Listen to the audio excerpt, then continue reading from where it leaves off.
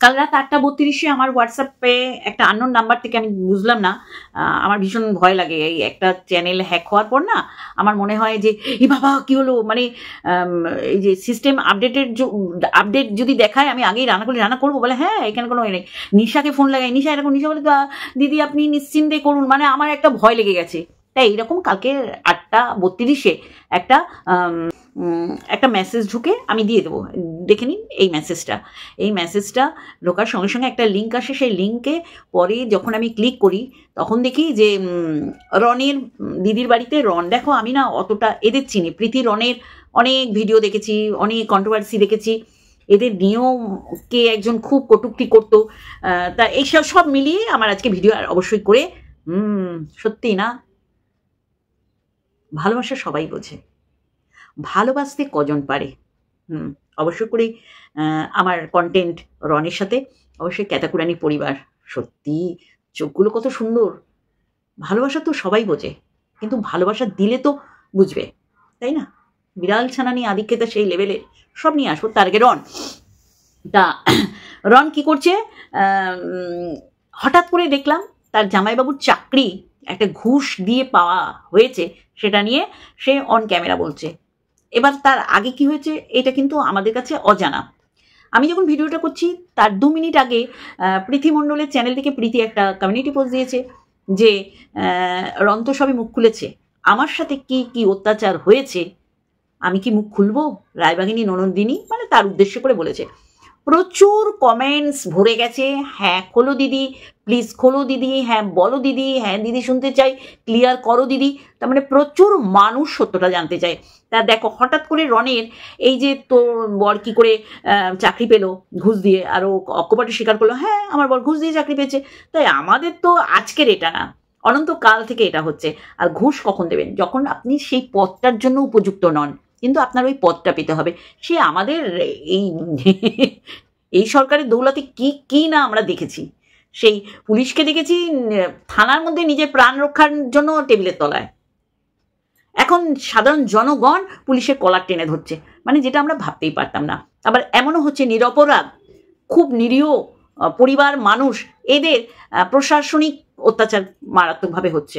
তাই এইরকম প্রচুর আমরা দেখেছি যে ওই যে বললাম ক্ষমতার অপব্যবহার, এবং আপনার যে কোয়ালিটি কোয়ান্টিটি আছে সেইটার কোনো রকম বিশ্লেষণ না করে আপনাকে আপনার মনের মতন পদে বসিয়ে দেয়া। আর আমরা তো দেখেছি, আর এই যে আজিকর কাণ্ড, এই বিষয়টা হ্যাঁ অবশ্যই করে যেইভাবে মৃত্যু হয়েছে সত্যি করেই আমরা কেউ ভাবতে স্বপ্নের মধ্যেই আনতে পারি না মেয়েটার সাথে কতক্ষণ ধরে নির্মম অত্যাচার হয়েছে। মানে সে হয়তো একটা সময় ভাবছিল যে ভগবান আমার প্রাণটা বার করে নাও, আমি আর পারছি না। তারপরেও দেখলাম যে একজন দোষী সাব্যস্ত হয়েছে, কাজটা একজনের না। সেখানে দাঁড়িয়ে যখন এরকম তিলোত্তমার ঘটনার সামনে এলো তখন এক এক করে আমরা দেখতে পেলাম যে এই যে বায়োমেট্রিক যে জিনিসগুলো ইউজ করা জিনিসগুলো রিপ্যাক হয়ে আবার রুগীদের কাছে চলে যাচ্ছে। কারো কারো কত কঠিন রোগ আছে, মারণবাদী আছে, বা ছড়ানো মানে যেটাকে বলা হয় সংক্রামক, সেই সংক্রামক রোগ আছে যেগুলো ওই সিরিঞ্জ দ্বারা অনেক কিছুর দ্বারা খুব তাড়াতাড়ি ছড়িয়ে পড়বে। তার মানে আমরা ধ্বংসের খেলায় মেতেছি, সেখানে দাঁড়িয়েও আমরা দেখেছি এই সন্দীপ ঘোষের মতন এইরকম একটা উচ্চ পদে আরও রয়েছে প্রিন্সিপাল, একটা টপমোস্ট হাসপাতালের টপমোস্ট জায়গায়, মানে তাকে খুশি করাতে পারলেই স্টুডেন্টরা অনায়াসে পাশ করবে। আর যারা মেধাবী তারা তো কখনোই টাকা পয়সা দেবে না, তারা কলমের ব্যবহার দেখাবে। কলমের ব্যবহার তোমাকে ভোতা করে দেবে যদি না তুমি টাকা দাও, যদি না তুমি তার কথা শোনো, যদি না তুমি নোংরামি করো, যদি না তার মনকে খুশি রাখতে পারো। এরকম প্রচুর আমরা দেখতে পাচ্ছি। তাই সেই জায়গায় দাঁড়িয়ে তার বোন বা দিদি হবে স্বীকার করলো যে হ্যাঁ ঘুষ দিয়ে চাকরি পেয়েছে। এবার ওর জামাইবাবু কিসে চাকরি করে আমি জানি না, যাই হোক। এইটার উৎপত্তি স্থল কোথায় আমরা তো এইটা দেখলাম, আর এইটা দেখেই আপনি একটা ডিসিশনে আসতে পারবে না আগে কি হয়েছে বা এইটা তৈরি হওয়ার জন্য কি কারণ হয়েছে। সবাই একটা ভিডিও অলরেডি দেখে ফেলেছো, তো ওইটুকু ভিডিও দেখে আমার মনে হয় না কিছু বোঝা যায়। তো কিছু বলতে চাই, মানে সেদিনের ঘটনাটাই বলবো। আমি চাইনি এইভাবে সোশ্যাল মিডিয়া করতে, তো যেখানে আমার নিজের ভাই আমার কথা ভাবলো না, তো সেখানে আমি আর ভেবে কি করবো, তাই না? তো যাই হোক, সেটাও পরের কথা। মেন ঘটনাটা একটু আমি তোমাদেরকে বলতে চাই। সবটাই A to Z এবার মানে এখন তোমরা আমাদের ওই দিনের ঘটনাটা জানতে পারবে। তারপরে তোমাদের আমার মনে হয় আমিই পারবো তোমাদের মনের সমস্ত কৌতূহল A to Z প্রথম থেকে শেষ পর্যন্ত, কোথা থেকে ঝামেলার সূত্রপাত, কোথা থেকে কি, আর এদের মধ্যে আমি কতটুকু ইনভলভ, তো সবটাই তোমরা জানতে পারবে। সেটা আমার কাছ থেকে না, এর মধ্যে আমি একটা মাধ্যম রাখবো, সেই মাধ্যম থেকে তোমরা জানতে পারবে। সেটা খবরের চ্যানেল হোক, যাই হোক, সেই মারফতে তোমরা A to Z সবটা জানতে পারবে। একতরফা কথা শুনে তো কিছু বোঝা যায় না। আমি আমার মতো করে বলবো, যার সম্পর্কে বলবো সে তার মতো করে বলবে, তো এইভাবে শুনে কখনো কোনোদিনও বোঝা যায় না। তাই আমি চাইছি যে একটা মারফত মিডিলে থাকুক, যে দুজনের কথাই মানে একটা ভিডিওতে দুই তরফের কথাবার্তাই থাকবে। তো এর মধ্যে আমি কতটা ইনভলভ বা কতটা আমি দায়ী বা কতটা কি, সেগুলো তোমরা বুঝতে পারবে। তো সেটা পরের ব্যাপার। এখন যেটা মেন বলার সেটা হচ্ছে আমি এই দিনের ঘটনাটা বলবো। ভিডিওটা তোমরা ভালো করে দেখলে বুঝতে পারবে যে একটা কথা ওখানে বলা হয়েছে, মানে ক্যামেরাটা তো সাথে সাথে অন করা হয়নি, তার আগে আমাকে ফোর্স করা হয়েছিল যে হ্যাঁ, মানে বিভিন্ন কথা নিয়ে আর কি, কথা কাটাকাটিতে তখন এরকমটাই বলা হয়েছিল যে হ্যাঁ তোর বর তো ঘুষ পেয়ে চাকরি পেয়েছে। তো তখন সেই সোর্সে আমি বলেছিলাম যে দেখ, চাকরি পেতে হলে পুলিশ ভেরিফিকেশন বল বা এটা বল বা সেটা বল, টাকা পয়সা সবারই কম বেশি দিতে হয়। তো এরকমটা বলা হয়েছিল। তো তারপরে মানে ওরকম ভাবে এমন একটা সিচুয়েশন তৈরি করা হয়েছিল। তো দেন তারপরে আমি ওই কথাটা বলেছিলাম। যাই হোক, ওই কথাটা তো পরে আসছে। তারপরে আমি কিন্তু উঠে আমি ওর কাছ থেকে ফোনটা নেওয়ার চেষ্টা করছিলাম। তোমরা যদি ওই মারা, যেটা মানে তোমরা দেখছো যে ওখানে আমি নাকি ওকে মারতে চেয়েছি, তো সেখানে তোমরা একটু ভালো করে ভিডিওটা মানে আরেকবার কি 2-4 বার যদি দেখতে পাও, তাহলে তোমরা দেখবে যদি আমার মারারই ইচ্ছা থাকতো, পিছন থেকে তো আমি এসেছি, তাহলে এইভাবে বা মাথা ধরে বা যেভাবে হোক আমি মারতে পারতাম, তাই না? আমি কিন্তু মারিনি, ওর কাছ থেকে ফোনটা নেওয়ার চেষ্টা করেছিলাম। তো এটা হচ্ছে পরের ঘটনা। এবার আমি বলি, প্রথম থেকে যদি তোমাদেরকে ঘটনাটা আমি না বলি তাহলে তোমরা বুঝতে পারবে না। দিনটা ছিল 2 ফেব্রুয়ারি, আমার ছেলের বার্থডে। তো বার্থডের দিন আমার ভাইয়া বিকেল বেলাতে বাড়ি আসে। তখন আমার ছেলে বাবাই ওকে দেখে খুব খুশি হয় আর আমার কাছে আসে, এসে বলে মা, মামু এসেছে। আমি বললাম খুব ভালো কথা, ঠিক আছে যাও তুমি মামুকে হাক করো। ও গিয়ে হাকও করেছে। আমি ঘরে ছিলাম। তারপরে আমার ভাইয়া হচ্ছে গিয়ে ওরা ঘুরতে গিয়েছিল, কি জ্যাকেট ট্যাকেট কিছু এনেছিল, সেগুলো আর কি দেবে মানে দিচ্ছিল। তখন আমি আমার ছেলেকে ঘরে ডেকে বলি, বাবাই তুমি মামু কিছু দিলে তুমি সেটা নিও না। সেটা আমি বলেছি, হ্যাঁ সেটা আমি বলে অন্যায় করেছি, একদমই এটা ঠিক কথা। আমাকে সবাই পরে বললো যে এটা তুই বলে ঠিক করিসনি, অন্যায় করেছিস। তো ঠিক আছে, সেটা আমি অন্যায় করেছি, স্বীকার করলাম। কিন্তু আমার মনে হয় ওটা তো আমার ভাই, তাই না? ও সেটা এসে আমাকে বলতে পারতো যে এই তুই এরকম ভাবে বলছিস কেন, ওটা তো আমার ভাগ না, কি দেবো না দেবো সেটা আমার ব্যাপার বা কিছু এরকম ধরনের বলতে পারতো। যাই হোক, ও সেটা বলেনি। ও কি করেছে, আমি ঘরে ছিলাম, ও বারান্দাতে এইখানে এই জায়গাটাতে ছিল আর আমি ঘরে ছিলাম। এবার ও ক্যামেরা অন করে নিয়ে আমার কাছে গেছে, আমি ব্যাগ থেকে চুড়িদার বার করছিলাম। ও ক্যামেরা অন করে নিয়ে আমার কাছে গেছে, ক্যামেরাটা অন করে বলছে দেখো আমাদের ঝামেলার মূল হচ্ছে একটা কালপিট, নাটক করে সকালে ভিডিও পোস্ট করেছে, এরকম ধরনের মানে ওর যা মুখে আসছে ও বলে যাচ্ছে। আমি কিন্তু একদম চুপচাপ, একটাও কথা বলিনি, ঠিক আছে? তো আমার মা সেটা শুনতে পেয়ে গেছে, গিয়ে তখন আমার মা বলছে বাপুন তুই এসব কথাবার্তা কি বলছিস এসব দিয়ে, তখন মা আর আমার ভাইয়ের মধ্যে কথোপকথন হচ্ছে। তো তখনও কিন্তু আমি একটাও কথা বলিনি। ঘর থেকে দুজনের কথোপকথন হতে হতে বারান্দায় এসেছে। তখন ওর ভিডিওটা অন করাই রয়েছে। তো তখন আমি আমার ফোনটা আমি ওরকম ভাবে অন করেছি, ঠিক আছে? কিন্তু আমার তখন মাথায় ছিল না যে ভিডিওটা অন করতে হবে। আমি জাস্ট ক্যামেরাটা অন করেছি। ক্যামেরাটা অন করার সাথে সাথে ও দৌড়ে এসে আমার হাত থেকে আমার ফোনটা কেড়ে নিল। কেড়ে নিয়েই মানে আমি হাত থেকে ফোনটা কেড়ে নিয়েছে আর আমি ওকে মানে আমার ফোনটা নেওয়ার জন্য ওকে ধরেছি, মানে ফোনটা নিয়ে নেওয়ার চেষ্টা করেছি, কিন্তু ও তখন আলাদা হাতে ফোনটা নিয়ে এক পাছাড় মেরে দিয়েছে। এক পাছাড় মেরেই আমার চুলের মুঠি ধরেছে, ঠিক আছে? আমার চুলের মুঠি ধরেছে, আমার মা ছিল মাঝখানে, দিয়ে আমার মা মানে চুলের মুঠি ধরে ঠিক এই পজিশনটাতে আমরা ছিলাম, আর চুলের মুঠি ধরে ও আমাদের ওই পিছনের দরজাটা দেখা যাচ্ছে ওই পর্যন্ত টেনে নিয়ে গেছে। তো আমার চুলের মুঠি ধরেছে, আমার মা মাঝখানে, আর আমি ওকে ছাড়ানোর চেষ্টা করছি। আচ্ছা তোমরাই বলো, আমাকে ও চুলের মুঠি ধরেছে, আমি চুপচাপ থাকবো? কিন্তু সত্যি মা কালী দিব্যি বলছি, আমি ওকে ওর গায়ে মানে যে এইটার জন্য নৃশংসভাবে রনকে মারা হয়েছে। আর আমি বললাম যে এইখান থেকে এসছে, আমি জানি না আমার হোয়াটসঅ্যাপ নাম্বার কি করে পেলো, যে পাঠালো। আমি একটা কমেন্ট দেখলাম যে বটি নিয়ে মেরেছে, সেই বটির কোপটা পাশের বাড়ির এক কাকিমার লেগেছে। আপনি চিন্তা করতে পারছেন? তারপরে এটা কত দূর পর্যন্ত এগিয়েছে আমি জানি না, এগিয়েছে। কারণ আপনারা ভুলে যাবেন না, এই রন প্রীতিকে নিয়ে একটা চ্যানেল অতিরিক্ত বাড়াবাড়ি করেছিল। সেখানে কিন্তু রন দুবার সময় নেয়নি ভাবার বা চিন্তার করতে যে এটা আমার এখানে স্টপ করতে হবে। সে কিন্তু লিগালি স্টেপ নিয়েছিল, যেটা পুরো বিষয়টা আমাদের কাছে রন তুলে ধরেছিল, যে এক উকিল মারফত সে বলেছিল যে এরকম করলে কি হ্যারাসমেন্টের কোনো রকম কেস করা যায়। উকিল বলেছিল অবশ্যই করা যায়, এবং সে পরিষ্কার বুঝিয়ে দিয়েছিল। তারপরে আমরা দেখেছি যে দেন সে ক্ষমা টমা চেয়ে নিয়েছিল, আর রন ক্ষমাও করে দিয়েছিল। কিন্তু এইটা পারিবারিক ব্যাপারটা যখন হচ্ছে, আমি বলেছি যে অনেকে জ্ঞান মারতে আসে, জ্ঞান দিতে আসে, বয়সটা দেখুন, কারো পারিবারিক ব্যাপারে নাক গলাবেন না। পারিবারিক ব্যাপারটা পারিবারিক, বা কোনো রকম ব্যক্তিগত থাকে না, যদি সেটা ওপেন প্ল্যাটফর্মে ওপেন হয়। এটা আমি আগেও বলেছি, এখনও বলছি। যেটা আর কি ক্যাথার ব্যাপার বলো, ক্যাথার ব্যাপারে তো বলবোই। ক্যাথা বলে আমি সব কিছু করবো, তোমরা অন্ধের মতন আমাকে সাপোর্ট করে যাও, কিন্তু সেটা তো সবাই করবে না। নোংরামি করছে দেখে বলবো না নোংরামি করছে, তাহলে সেইটাই আর কি। এরা ওপেন প্ল্যাটফর্মে নোংরামি করবে, বলবে আমার মেয়ে অসুস্থ, সারা দিনের নামে মেয়েকে দেখালো না, না শোয়া না বসা না খাওয়া। মাটা যে কত বড় মিথ্যাবাদী, মানে ও যে মিথ্যাবাদী বলেই উনিও একই ক্যারেক্টারে বিলং করে, ক্যারেক্টারলেস, যার জন্য মেয়েটা সাহস পেয়েছে এরকম ক্যারেক্টারলেস হতে। দেখছে তো মা বাবা আমাকে উৎসাহিত করছে, উদ্দীপিত করছে, তাহলে আমি কেন করবো না? আর আমি এই যে কথা বেঁচে খেয়ে পয়সা রোজগার করছি 2 হাত দিয়ে, তাই না? তারা ইন্ট্রো। হ্যালো বন্ধুরা, কেমন আছো? আশা করি তোমরা ভালো এবং সুস্থ আছো, আমিও বেশ ভালো আছি। তা সেখানে দাঁড়িয়ে এই যে কমেন্টটা করেছে, এইটা কমেন্টটা হচ্ছে প্রীতি মণ্ডলের চ্যানেল থেকে এসছে, কেউ কমেন্ট করেছে, সেই কমেন্টেই আর কি সারা, আমি জানি না, আমি বললাম তারপরে দেখি কে কে বলে যে আমার হোয়াটসঅ্যাপেও এসছে। আমার অবাক লাগলো, আমার হোয়াটসঅ্যাপে আননোন নাম্বার থেকে এসছে। যাই হোক, আমি বলতে চাইছি এইটা দেন অ্যান্ড দেন, ঠিক আছে, ভীষণভাবে এটা প্রুফ হিসাবে, জলজান্ত প্রুফ হিসাবে কাজ করছে। রন কি করছে? রনকে ইমিডিয়েট একটা প্রশাসনিক পদক্ষেপ নেওয়া উচিত এবং এলাকার থানায় গিয়ে বলা উচিত। কারণ এই বটির কোপে 6টা না কটা সেলাই পড়েছে পাশের বাড়ি কাকিমার, এটা যদি সত্যি হয় তাহলে কিন্তু দেন অ্যান্ড দেন রনের কিন্তু প্রশাসনিক একটা সাহায্য নেওয়া উচিত। আর ওইদিকে প্রীতি, এই যে প্রীতি হঠাৎ করে, আমরা ভেবেছি প্রীতি যে বাপের বাড়ি এসছে এটা বোধহয় একটা ভিউজ কামানোর রে। প্রীতি যে মরমে মরে থাকতো, ও যে একাকিত্বতে ভুগতো, ও যে বাপের বাড়ি গিয়ে তার দিদির ছেলেটার সাথে খেলে তার যে একটা প্রাণ উজ্জ্বল ব্যাপার আমরা লক্ষ্য করেছি, সেখানে দাঁড়িয়ে অনেকে নোংরামি সাটানোর চেষ্টা করেছে যে ভিউজ কামানোর একটা সুন্দর উপায় বার করেছে, বা সারপ্রাইজ দেবে তার বিয়ের জন্য সে বাপের বাড়ি থেকে, এইরকম অনেক অনেক কিছু হয়েছে। কিন্তু আজকে মেলাচ্ছি যে সত্যি করেই সে কতটা অত্যাচারিত বা নির্যাতিত হয়েছিল, যদি আমরা বুঝতে পারি, তার সে যখন বলেছে মুখ খুলবে বা অনেকের চরিত্রগুলো সামনে চলে আসবে। আমি দেখছি, আমি শুনলাম অনেকের ভিডিও থেকে কয়েকজনের, যে রনের মায়ের ভূমিকাটা খুব একটা স্বচ্ছ না। দেখো আমি বলি, রনের মা হয়তো কোনো রকম পরিস্থিতির শিকার হয়েছে, বা হয়তো তার মেয়ের বাড়িতে থাকে।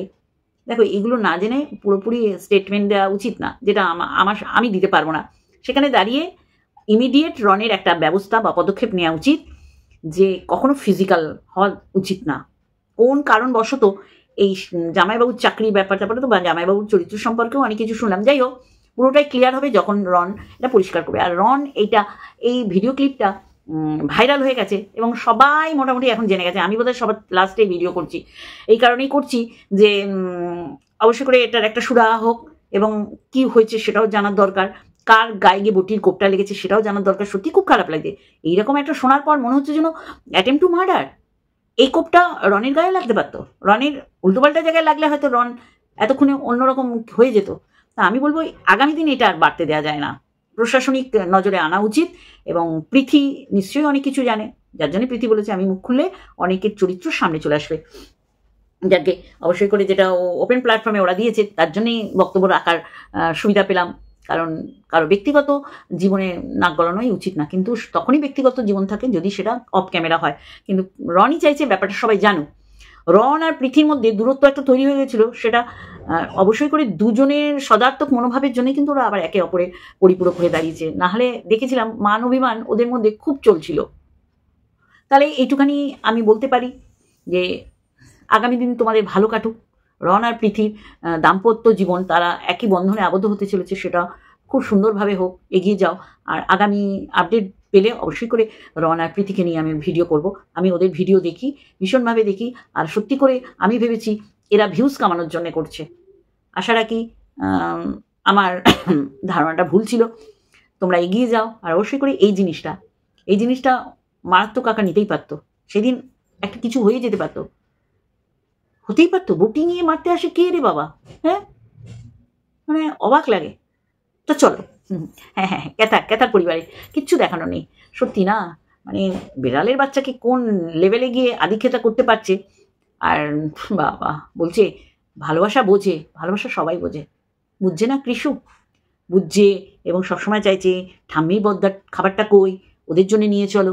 কারণ সেইভাবে সে তৈরি হয়েছে, ভালোবাসা পেয়েছে। জন্মের পর যাদের দেখেছে তাদের থেকে ভালোবাসাই পেয়েছে। আর জন্ম যে দিয়েছে তার থেকে কি পেয়েছে? এগুলো হচ্ছে আদিক্ষেতা, এগুলো হচ্ছে আই ওয়াশ। আমি নোংরামো করছি, 3 দিন ভিডিও দিতে পারিনি, এই 3 দিন আমি অসুস্থ ছিলাম, সে অসুস্থের অটাও আমার মধ্যে কেউ দেখতে পাচ্ছে না। আমি মাকে হায়ার করে মাকে বলেছি এটাকে তোমার ম্যানেজ দিতে হবে, ড্যামেজ কন্ট্রোল অবশ্যই করে। আমি বলবো যারা এই যে বড় বড় কথা বলছো, দুটো গাড়ির মিল, এবার কি বলবেন? ও রিলসের গান করছে, এবার কি বলবেন? ওর বাবা জড়িবুটি হোমিওপ্যাথি আয়ুর্বেদিক কথা বলছে যেটা অপ্রাসঙ্গিক। সে কিন্তু কখনো তার স্টেটমেন্ট দিয়ে বলেনি এটা করো। আমরা এখনো হাতুড়ে ডাক্তার প্রচুর আছে যারা গ্রাম বাংলায় দেখায়। তাহলে সব কিছু জেনে বুঝে আমাদের কিন্তু বক্তব্য করতে হবে। হ্যাঁ, যেগুলো ভিডিও দেখবো সেগুলো বলবো তো। উনি কিন্তু একবারও বলেনি যে এটা আমার নিজস্ব মতামত, আপনারা এই মতামত কিন্তু গ্রহণ করবেন না, আপনারা কিন্তু অবশ্যই করে যেটা ভালো বুঝবেন সেটা করবেন। এত সুন্দর করে বলার পর আমি বুঝি না কিছু মানুষ আদা জল খেয়ে এই নিরঞ্জন বাবুর পিছনে লেগে পড়ে রয়েছে। আরে উনার ভালো জিনিসগুলো ভালো করে বলো। তোমাদের ব্যর্থতা তোমরা ভালো দেখেও বলতে পারো না, ব্যর্থতা বলবো, ব্যর্থতা। এই লোকটার মধ্যে কোনো রকম পাপ বলে কিছু নেই, কোনো রকম জটিলতা নেই, প্যাচ নেই, মারপ্যাচ বোঝে না। সুন্দর গ্রাম্য জীবন তার, চাষা পরিবারের তার জন্ম, একজন চাষা।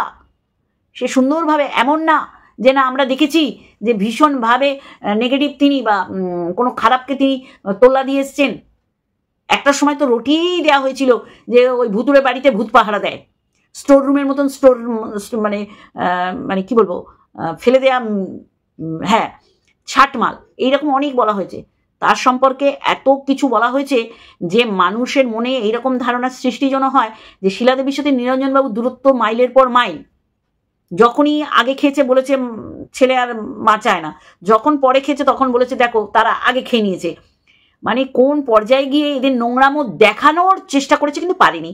তাহলে এইগুলো হচ্ছে তাদের ক্যারেক্টারটা পরিষ্কার হয়ে বেরিয়ে আসা, যে এইরকম মানুষ এখনো আছে যারা সন্তান থাকলে দূরত্ব বজায় রাখে, সন্তান যখন বড় হয়ে যায় না তখন ওই ফষ্টি নষ্টি মনের মধ্যে আসে না। সেই জায়গায় দাঁড়িয়ে কি না বলা হয়েছে সন্দীপের মা বাবাকে, আমার এটাই লাগে। কেন বললাম এত কথা? আজকে কৃষু দেখেছে যে মিলিমিশি করি কাজ, হাড়ি দিতে নাহি লাজ, সবাই ভাগ বাটোয়ারা করে খাবো। যেই জিনিসটা আনে সে খায়, সে দেখে ঠাম্মি পেয়েছে কিনা, বড়দা পেয়েছে কিনা, বাবা পেয়েছে কিনা, কে কোন জিনিসটা ভালো খায়, কে কোন জিনিসটা ভালোবাসে, সমস্ত দিকে এই ছোট্ট কৃষাণু নজর রাখে। কেন রাখে? কারণ সে ভালোবাসা পায়। ভালোবাসা সবাই চায়, ভালোবাসতে কজন বাড়ে। বিড়াল ছানা কোলে নিয়ে দুধের স্বাদ ঘোলে মেটাচ্ছে, আর মানুষকে মানে আই ওয়াশ করছে। নষ্টামি নচ্ছার জিনিস ছাড়া আর কিচ্ছু না। একদিনও ওর ওই ঢিঙ্গিপানা ওই অমাবস্যার দিদা, বাচ্চাটার দিদা কখনো নাতির নাম করলো না। আজকের দিনও সে বলতে পারতো আরে ওকে দেখে না আমার জানিস আজকে কিষাণুর কথা কি মনে পড়ছে। এখন তো বলতেই পারবে না, ওরে বাবা মানুষের জুতো ছুঁড়ে ছুঁড়ে মারবে। ডে 1 থেকে বলতে পারিনি, না মেয়ে বলেছে না মেয়ে কাউকে দিয়ে বলাতে পেরেছে, কারণ তারা বলতে চায়নি কাকে দিয়ে কি জোর করে করানো যায়। এতগুলো মানুষ ছেড়ে তো এসছে 3 বছরে মামা বাড়িতে তো এসছে, বা তারাও এসছে, তারা কি করে ভুলে যায়? তাহলে কি পরিবারের মেয়ে আজকে এই পরিবারটাকে নষ্ট করে দিয়ে গেল? পৃথিবীতে বেঁচে থেকেও কিষাণু মা হারা। আমরা তো চাই মায়ের কাছে যাক, মা দেখতে পাক। কিছু বলার নেই, সত্যি খারাপ লাগে। আজকে বাচ্চাটাকে ভালোবাসে কেন? বাচ্চাটা যেখানে আছে সেই পরিবারকে কেন মানুষ দেখতে যায়? কারণ তার মা নিয়ে যায়নি বলে। আজকে ওই বিড়াল ছানাকে নিয়ে নেল পালিশ পড়াচ্ছে, বিড়াল ছানাকে নিয়ে কম্বলের মধ্যে শোয়াচ্ছে, বিড়াল ছানাকে নিয়ে আদিক্ষেতা করছে, আর সেগুলো আমাদের বাধ্য করছে অমাবস্যা দেখতে হবে, কারণ আমার চ্যানেলটাকে গ্রো করতে হবে, আমার মেয়ের মুখটা বিক্রি করতে হবে। আর মেয়েও ঢিঙ্গিপানা করছে, অসভ্যতামি করছে। 3 দিন ভিডিও না দিয়ে মাকে বলেছে বলো আমি অসুস্থ। কোন অ্যাঙ্গেল থেকে অসুস্থ লাগছে? অসুস্থ লাগছে সরু চাকলিকে, ওর বৌদিকে। ভীষণ ভালো, ভীষণ সংসারী। আর এ তো বললাম তো পিছনের ফুল ঝরতে না ঝরতে মা পাঠিয়ে দিয়েছে শ্বশুরবাড়িতে 5 দিন যা থেকে আয়। তাহলে এই নোংরা ফ্যামিলি, মা নোংরামি করছে, মা সাপোর্ট করছে, মা মিথ্যে কথা বলছে, মা মিথ্যাচারিতা করছে, আর যেখানে আমরা সবাই বুঝতে পারছি ড্যামেজ কন্ট্রোল।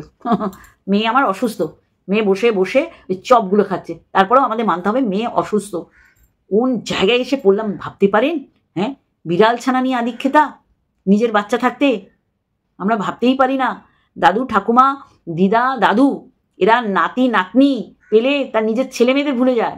আসলের থেকে সুদ যে কতখানি আপন, কতখানি আদরে, সেটা সত্যি করে নিরঞ্জনবাবু আর শিলাদেবীকে দেখে বোঝা যায়। আর এইদিকে আওভক্তি আর অমাবস্যাকে দেখলে বোঝা যায় যে সারা জীবন ধিঙ্গি পানা করব। আর এই ক্যামেরায় চা করতে যাবো, মানে ওকে দেখলেই আমার অদ্ভুত লাগে ছেলেটাকে প্রপার ওয়েতে শিক্ষিত করতে পারিনি, পুঁথিগত বিদ্যা না, এমনি মানুষ করতে পারিনি। সেই জায়গায় সরু চাকলি আমি বলবো খুব ভদ্রসভ্য, অনেক কিছু বলে ফেলে, অনেক কিছু বলে দেয়, সেটা ভালো লাগে না, ক্যাথার মুখ দিয়ে বেরিয়ে যায়। তাই বলবো যে ওই যে সোনা ফেলে আঁচলে গিটি বলে না, এরকম কিছু প্রবচন আছে। এরা হচ্ছে সেই আদিক্ষেতা দেখাচ্ছে, মানে বিড়াল নিয়ে সেই আদিক্ষেতা। দাঁড়ান, দুদিন পরে এই বিড়ালটা ভগবান না করুক যেন ঠিক মতন তার মায়ের কাছে থাকুক, আর যদি শিয়ালের পেটে জ্বলে যায় তখন এই আদিক্ষেতার চূড়ান্ত ন্যাকামি এরা আর মানে জোড়া তাপি দিতে পারবে না। কত এরকম দেখলাম তো বিড়াল ছানা অনেক আল্লাহর আদিক্ষেতা করেছে। তাই তো বলছি ড্যামেজ কন্ট্রোল, ন্যাকামি সবাই বোঝে। ওই যে বললাম হুতি দত্তের মতন অন্ধ সাপোর্টার, এটা নিজেদের জীবনেও সুখী না, নিজেদের জীবনেও এইরকম নষ্টামি করে বেড়ায়। তাই কেউ যদি একটা খুদ দেখলে, ভুল দেখলে বললে তার পিঠে স্ট্যাম্প পড়ে যায় যে তোমরা কখনোই যুক্তিপূর্ণ কথা বলতে পারো না, তোমাদের পিঠে এটা ছেসে দেওয়া হবো যে তুমি কাউকে ভয় পাচ্ছ। সত্যি না, অবাক কাণ্ড। এটাই হয়, নোংরামি দেখে সাপোর্ট করবে। নোংরা তো জেনেই সাপোর্ট করেছো, তাহলে এর থেকে আর বড় সার্টিফিকেট আমাদের দেওয়ার দরকার নেই। তার অন্ধ ভক্তরা বলছে ও তো নোংরা, আমরা জানি, ও তো পরকিয়া করেছে আমরা জানি, ও তো হেক্স চ্যাট করেছে আমরা জানি, ও পরপুরুষের সাথে রাত শেয়ার করেছে জানি, বেড শেয়ার করেছে, তার এত জেনেই তো তাকে সাপোর্ট করেছি। তারপর কেন তোমরা এর ভুল ধরছো? কি অদ্ভুত লজিক না? সত্যি আমার মানে অবাক লেগেছে যে অমাবস্যা তার নাতির নাম করে না, বিড়াল ছানাকে নিয়ে আদিক্ষেতা করছে। ধিক্কার, ধিক্কার এরকম মা, ধিক্কার এরকম দিদা, ধিক্কার এরকম মামার বাড়ি। চলো বন্ধুরা, আজকে এইটুকুনি, আরেকটা ভিডিওর সাথে অবশ্যই দেখাবে। Love you all.